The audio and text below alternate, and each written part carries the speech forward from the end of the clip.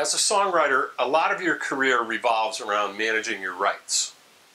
You want to try and hang on to your rights for as long as you can, but you need to be willing to share. You want to recognize that your rights are an important form of currency that you have to get through the industry. So generally this involves the sale, the assignment, or renting of your rights to another party, be it a publisher or a label, in exchange for something that you want. You might want distribution, you might want marketing, you might want somebody to plug your songs. It's important to remember that the exchange has to be there.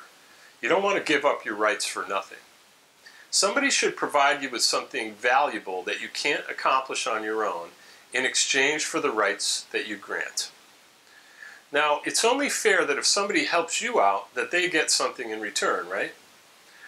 A sponsor, for example, will want to associate their brand and products with you, perhaps to reach your audience or to be associated with what you stand for.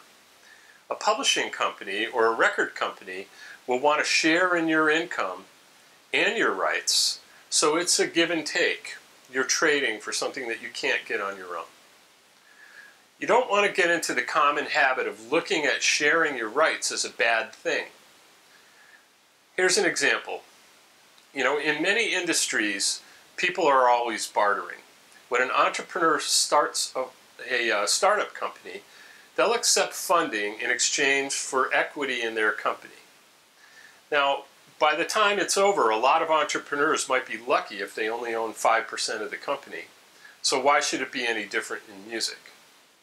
So with that in mind, you want to make sure that you enter into a good deal and that you understand exactly what you're getting into. You want to get advice from another party, your attorney, your accountant, your manager. And you really want to know what kind of a deal that you need. Depending on where you are in your career and the kind of musician persona that you are, you might find that you would benefit more from a publishing deal right now than from a record deal.